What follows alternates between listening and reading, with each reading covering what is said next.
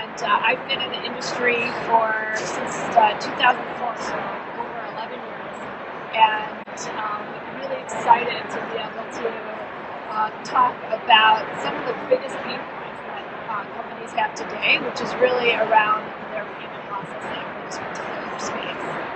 Before we even talk about what the processing is, why are payments important to companies? The most important part of a successful meeting and event program is all about your data. You've got to have your data, and without any data, you're not able to really manage, you're not able to make strategic decisions. And if you think of the travel side, it's so mature. Now it's really around all the analytics around that data. Whereas on the event side, we don't have that data. There's no source of that data. And so for us, we see the source of that data coming from payments, right? The data comes from the actual invoices, and those invoices need to get paid. So in our opinion, whoever really owns that payment process owns that data, and that's why it's so important for a company to see that.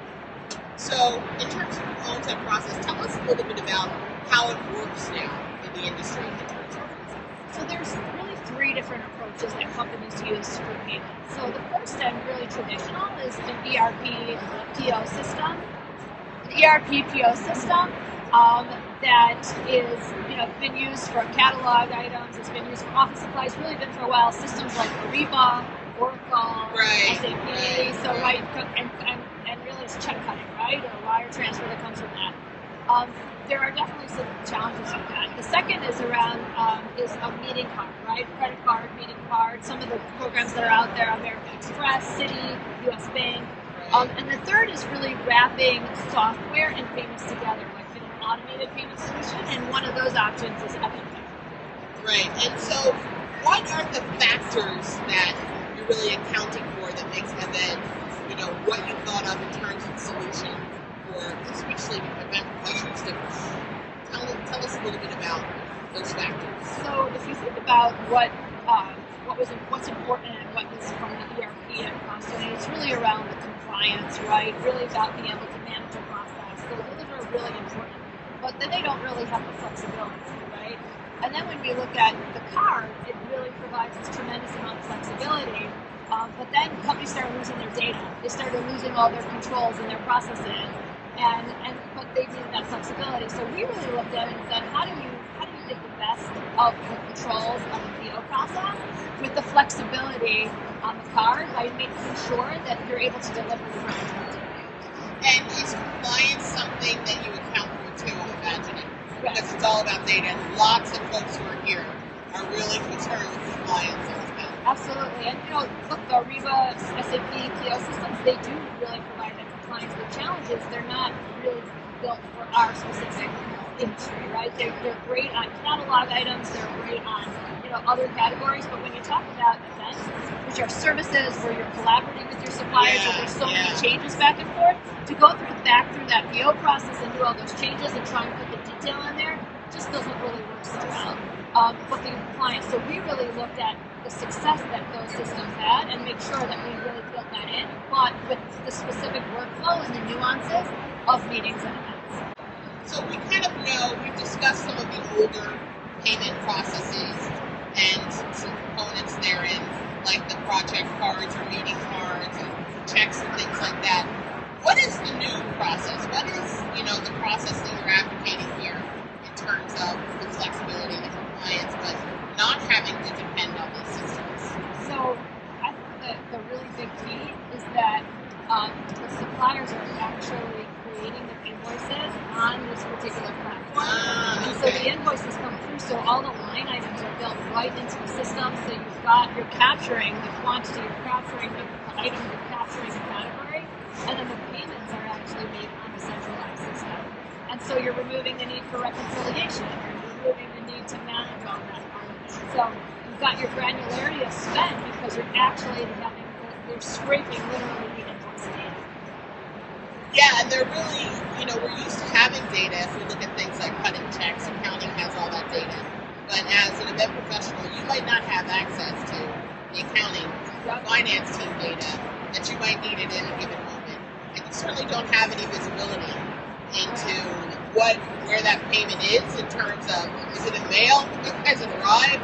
Has the vendor received it? And when So tell us a little bit about how data is tied to the process as you see it in some of the examples. Yeah, and I'll share that one thing on the planner side. So the planner's tasked with keeping its budget, right? So they create an Excel sheet or whatever it is that they're using. And then they kind of, and they're, every time you're spending that money with the supplier, they're kind of updating their spreadsheet to make sure they don't go over budget. And then they're trying to, figure out when the supplier paid, when they paid the supplier, but did the supplier actually, in this card, did they run the card, right? Did they run it for the right amount? So they're kind of all this manual process of making sure that what they've spent against their budget, isn't exceeding it. What they've actually paid isn't exceeding it. So all that process is manual into an Excel. When you bring that all into an automated platform, it's going to update automatically. If you're paying the invoices on a platform, as soon as it's paid, it's automatically updated, and all that reconciliation becomes completely automated. And that all that time that was being spent manually updating it, all the nervousness around going over budget because that's the planner's nightmare, right?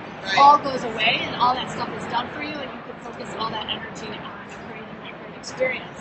So you literally have a budget if you're talking about these platforms where your budget is actually real time in terms of what's been spent. Exactly. That is an incredible proposition because usually you still, even if you have the data on what's been spent or cashed or whatever, you still have to wait a couple of weeks before you understand how to spend the budget.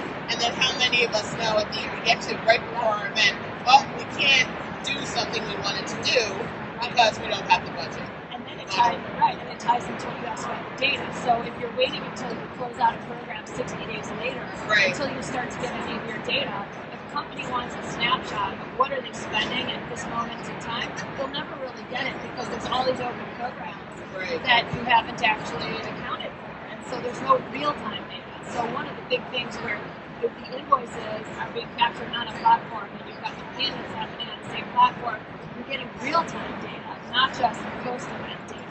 So it has to be like what's some of the examples of some of the data. So the granularity, right? So you could go in and be able to understand what's your average price of your ground transportation when you go to this particular city and even this particular hotel. How often does this particular planner book this particular supplier when they go to this particular place, right? What is the top, spend category for our company? And just look at it in the dashboard. You could benchmark, right? So as a planner and you're purchasing something or you're sourcing, if you're getting a quote back, you could benchmark what your average price was throughout the previous 12 months so that you know if what you're about to buy is really higher or low. Right? It's all of this granularity that you never had. A lot of the category managers need to go back to their clients and say, well, what have you done for me to elevate this category year over year? And without that data, to be able to really say, okay, you know what, we see that we are spending, you're spending, $1 million on sedan transfers, but you know what, if you went to buses, you'd be able to save yourself another $40,000 and be a lot more efficient. So that's quite a process. Isn't that a great example? I'll give you two examples. In a customer recently, a large pharmaceutical company, they had actually moved on to a meeting card to be able to avoid all the long process of the checks and they still, even in their centralized process and really a mature program, there was still a lot of work where you had to fax the credit card form to the supplier so that they could run the credit card. They had to keep a balance sheet of what they were paying each of those to make sure that they didn't overpay. They had to wait till the credit card statement came back and then reconcile against the original charges. Then they had to key in all of that data, the line item data, into the software system to get spent. So that's all that process. So they moved over to MNPay this summer, and they were able to repurpose 70% of the reconciliation team because there's no more keeping of that balance sheet. There's no more keying in of that data. There's no more, any of those steps that took so much time. It's just all automated. Well, automation, I think, is really key. Now, tell us a little bit about how this kind of payment processing benefits the vendor side. Let's talk about all three of the options and what the benefits are. So, in the check cutting, and PO process, the challenge I think for suppliers is that they have to wait to get paid. So there's this whole approval process.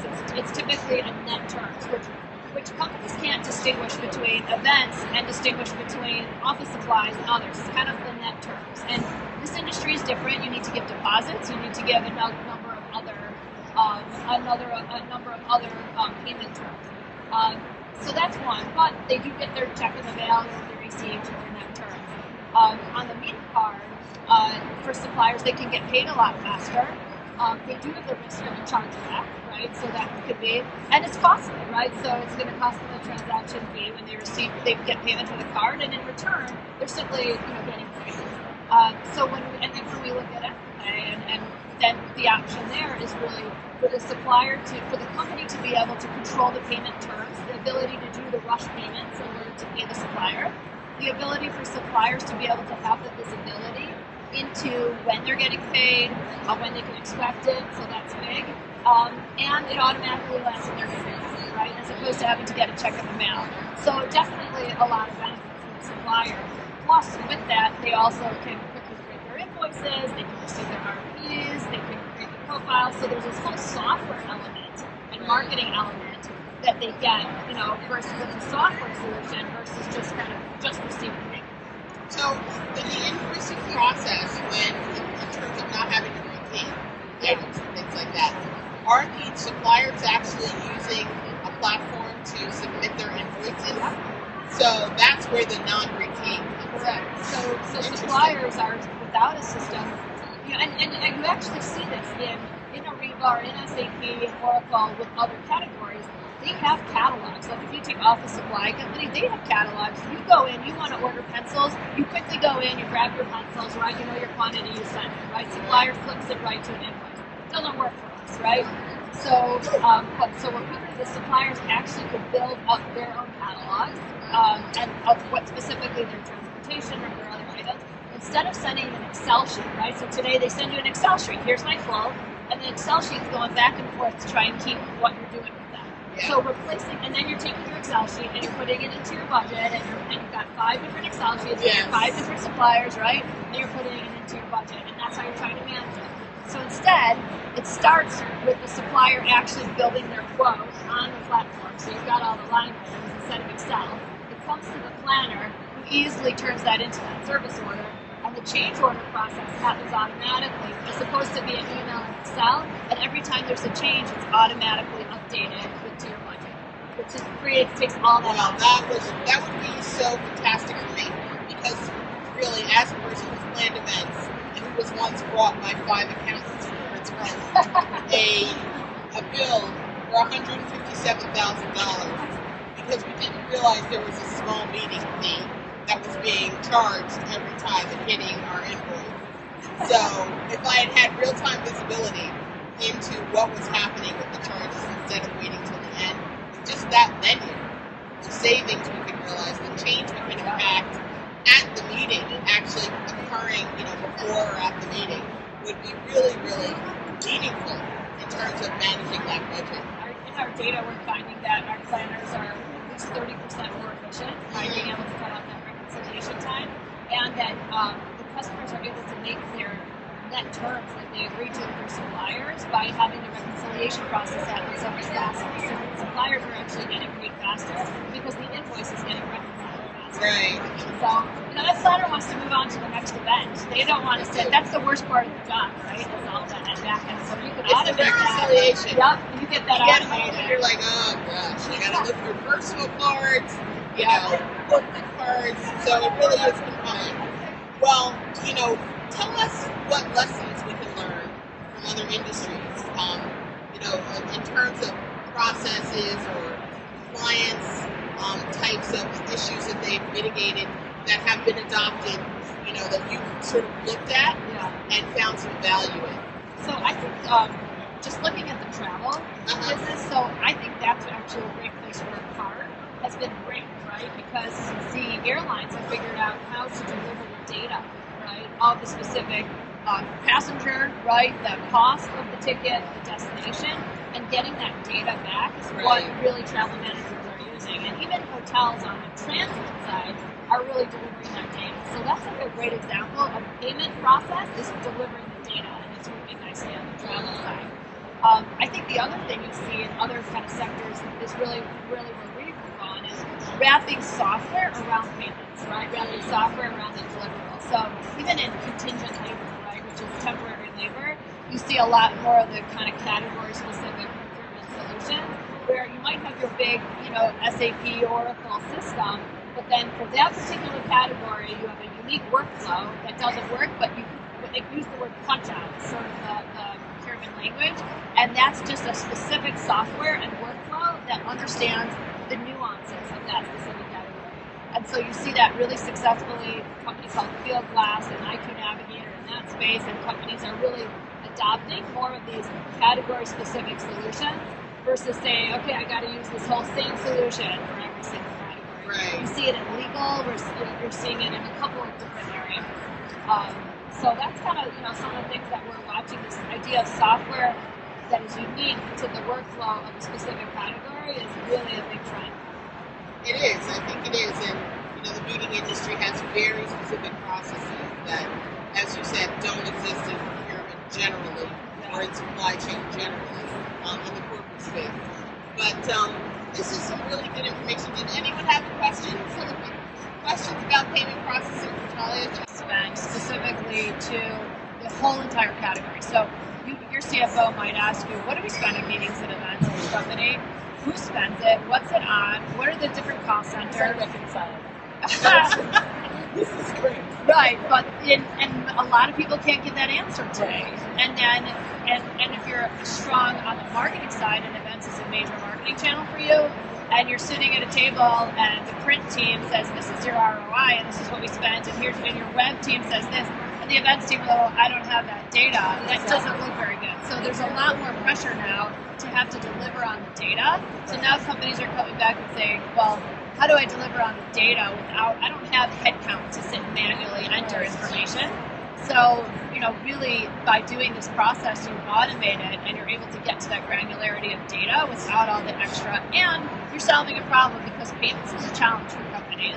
And so it's like kind of a double whammy. You get the data and you solve the payment problem.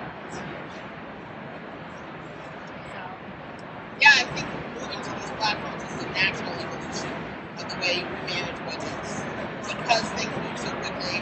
And I also can see real impact in terms of the way meetings are managed because a lot of things are per participant, right? And you get billed that way, you get invoiced that way by the suppliers.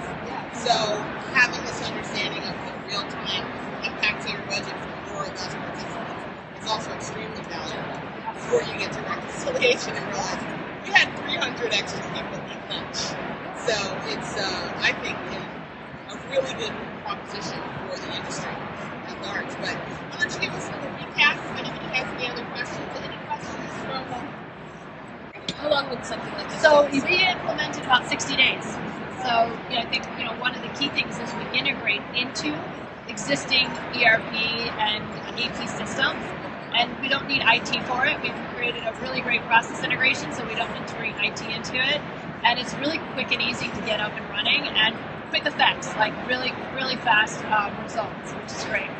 Just a quick recap. We talked about the different types of payment options within this particular event category. The first being the typical ERP cut checking PO process. Such solutions as Ariba, Oracle, or SAP are some of the ones that are out there. We talked about the credit card, meeting card solution, American Express, Citi, US Bank have a number of solutions out there. And then we talked about a new solution in terms of software really wrapped around payments in an automated platform, which EvidPay is one of those options.